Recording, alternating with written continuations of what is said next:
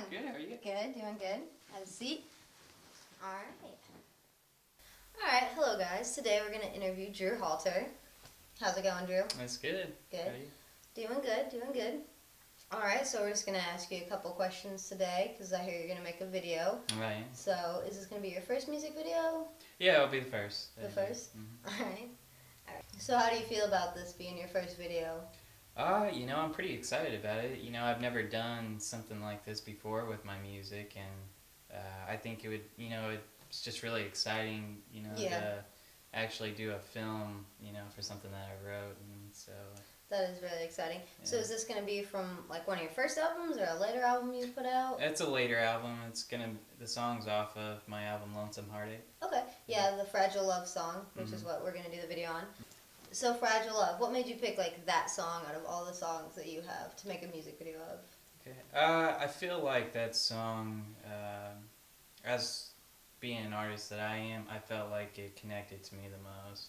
Okay. I think the style of it, not saying that all my songs aren't, style like me, but yeah. that song, I think, had the biggest message of most of the songs, so.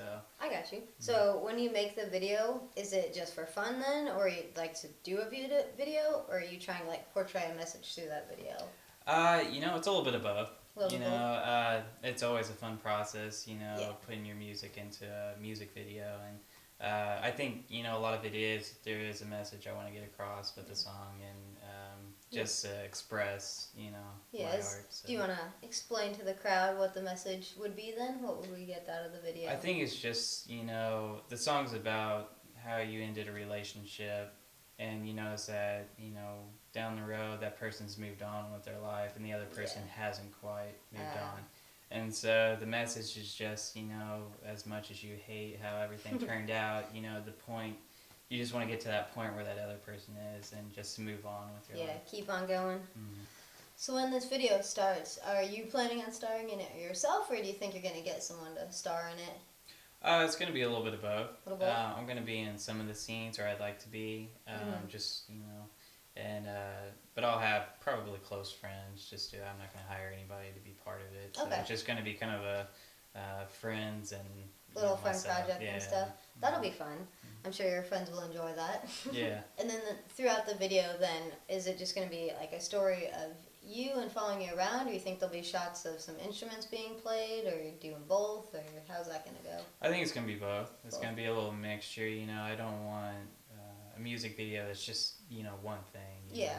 I want to mix it up a little bit, just to get a different variety of feels. So. Is it so? It's outdoors, I think you said, right? Yeah, it's going to be outdoors. I'd like for it to be, and it's going to be kind of, since we're near the Mississippi River, I think we're going to have some shots around there, and then just different locations that are secluded.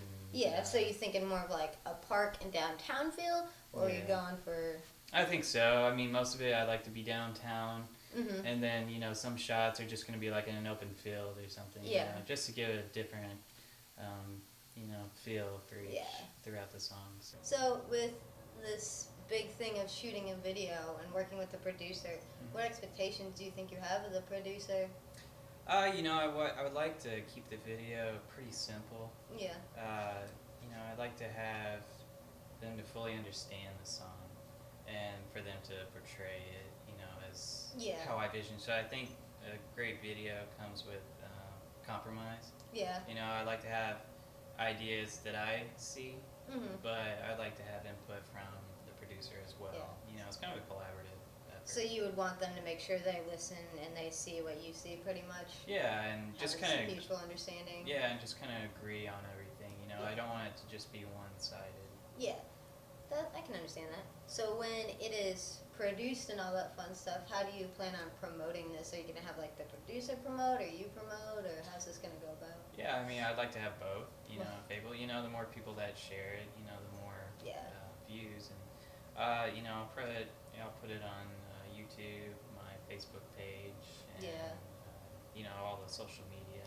That social media gets everywhere. Yep. This is true. And so when we said about the producer and mutual understandings, do you plan on having like any kind of effects? Like, do you want to go black and white at all, or how do you plan on portraying that?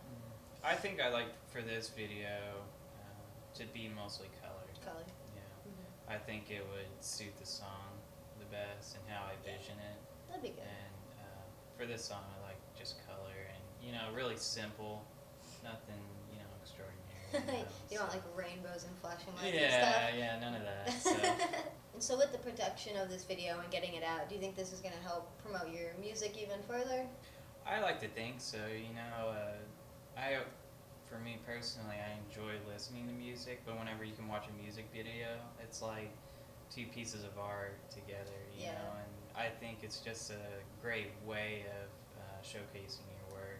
Yeah. And, just based on other bands that are well known, and, they always take their top song, and it's just a great way to promote your new music. Yeah, I feel like it's a way to get in touch with the band as well, because you're like getting into their mind and seeing what they're seeing. Is that kind of a thing for you? And it's also like a visual thing, Yeah. and you can listen to music and people have different ways of interpreting what they imagine the song would be like. And, this is just one way of portraying showing it. it. Yeah, that'll be good. So after producing this video, do you think you're going to go about producing other videos? Do you have a future for that? I'd like to. There's a few songs from the Lonesome Heartache album that I would like to do a music video for, and I think I'd go about it a little bit differently than this first one. I'd like to have just a pure black and white one. Yeah, that'd and be interesting. Very simple, but yeah, I think I could see a couple more. Do you would you go back to any of your older albums, like your first albums, and make a song from one of those? You think, or I could see that too. Yeah. There's songs that I would like to, produce, see a film production done. Yeah. That'd always be fun. Yeah. Just a way to, I guess, bring about the old back. music. Yeah. And bring something new to the table for fans. I can see that. Do you think you would stay close to the roots of where you wrote it, or would you travel for these videos? I think it depends on the song, really, how I imagine it. If you feel like it's more of a city scene, obviously you're not going to do it here in Cape Girardeau. That's not exactly what you're looking for, but a little bit smaller than a city. Yeah, but I think for the most part, and how I vision the songs, I think staying close roots will be suitable. That'd be good. That'd be good. I can see that. Mm-hmm. So where can we find your music at if one is looking for it? Both of my albums you can find on iTunes and various digital sites you can find them for downloading. I have some of the songs on my YouTube page, Drewmanbro777. Yeah. And I do have a Facebook page for my music. It's just Drew Halter Music. Okay. And then you have albums out, so is that easy to purchase them, like physical copies, or can you buy them from iTunes? You can buy it from iTunes, and I do have hard or physical copies as well. Yeah. And that I just carry around. It's a little harder to get those unless you run into me, but you can also stream it on Spotify if you don't exactly want to buy it, because I know this economy nowadays, it's a little hard to support. This is true. And it's totally understandable too. So. Okay. All right. So I hear that you have 2 albums out. Is that correct? Right? Yeah, 2 of them. I've got What's Lost Is Found and Lonesome Heartache. Okay. So when these other music videos that you're going to want to do, what songs are you wanting to do off of those? I think from What's Lost Is Found, I think it'd be really neat to do the song High Low Cheerio. That's a quite popular one, isn't it? Yeah, it's definitely a favorite of mine that I've written off that album. And then on Lonesome Heartache, I think I'd like to do Beautiful Girl. Okay. I see that one as the black and white video. I okay. think very simplistic, and I think it would be really neat to do. That'd be good. That'd be. So another question for you: where does your inspiration, really come from to like write and then choose that to be a video? I guess what drives you? Yeah, it kind of varies. There's not like there's a certain moment I need to write something down. And not every song's really about me directly. My albums are very depressing. I'm gonna be honest, they are. I'm not I'm not always depressing. Or I think most of the inspiration just comes from what I've seen in other people's lives, or sometimes it's just creative writing. It doesn't have to be a specific moment or anything. Sometimes I just write to write. Yeah. You know, try to write something that other people could relate to. Okay, that sounds good. Hmm. So, with your music, I'm sure you have inspirations and Hmm. whatnot. So, who would that kind of be for you? I really love Copeland. Copeland? Yeah, and I think the song Fragile Love for the music video, I think why I like the song so much is that it reminds me, not copy him, but, you know, Mm-hmm. just his effects that I used in the Okay. recording, and it reminds me of them a lot. Yeah. And I really liked how it turned out. That'd be good. And then I'm also fans of Damien Rice. Okay. And Pretty chill guy. chill, Chill folk, music. and I Yeah. think that's where it comes from. William Fitzsimmons, Mhm. City and Color. All like relaxing more bands. Yeah. So you're not into like, "Wah!" you know, No, not gonna do any of that. I do like that stuff, you know, but you know, I really enjoy Ryan Adams as well, and he's kind of the same way. I know he listens to heavy metal, Mhm. and you know, but he writes these extremely soft, you know, Yeah. folk acoustic songs, and Yeah. I think that's kind of the beauty of music too. You know, you're not just held down for one genre. Yeah. Just because of what you write is not who exactly, or you know, it's not exactly what you listen to all the time as well. Yeah. True that. But I think it's nice to branch out. Okay. I got you. I can feel it.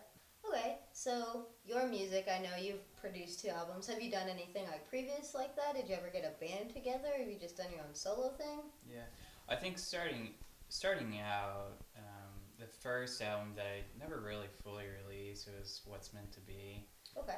Was the very first thing that I ever wrote, released, and but after that, I did join a band called Eversail. Okay. It was just with some close friends we played, and I played more of piano, and then I did vocals as well. Yeah. And it was kind of more pop rock Yeah. style, Interesting.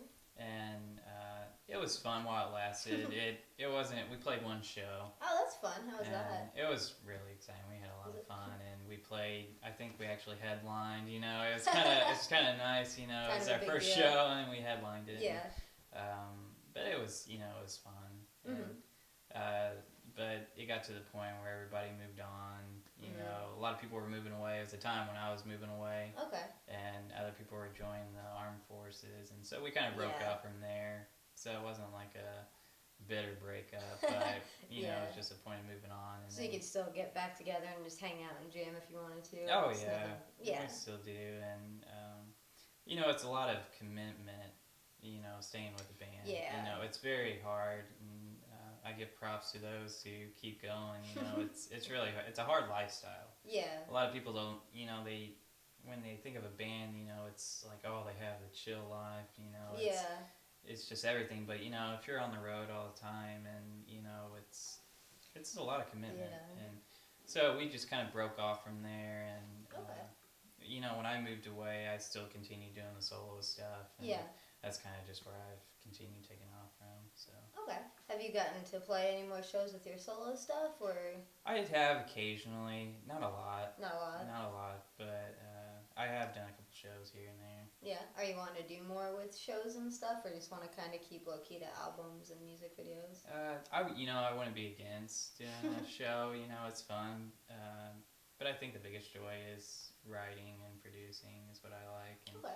but there's nothing like the thrill of, you know, live performance. Yeah. And it's just not the same as recording and writing songs. They're both Yeah. two very different Yeah. aspects of music, and I can see that. but it's nice to do both. That'd be fun. Yeah. So, going back to your inspiration and live shows and all of that, if Copeland were to play a show around here and you had the opportunity, would you open up for them and all of that? Oh, Or would you most feel definitely. pressured? Most definitely. Yeah. It would be a lot of pressure. I think I would be more nervous than anything, really. You know, playing with somebody that's been your influence of writing Yeah. music. You know, it would just be surreal, really. Mhm. You know, and it'd be, yeah, I'd do it in a heartbeat.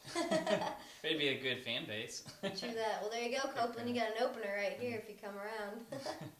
I wouldn't mind opening for Damien Rice too. He's a little more my style, how Yeah. I write. You know, Copeland, they're a full band, and I'm just an acoustic act. But Yeah. I think Damien Rice would be a cool That'd be opener interesting. too. Yeah. That'd be so exciting. I couldn't even imagine if I was just like right there in front of my band playing my music for them. I'd be Yeah. like, Yeah. oh my god.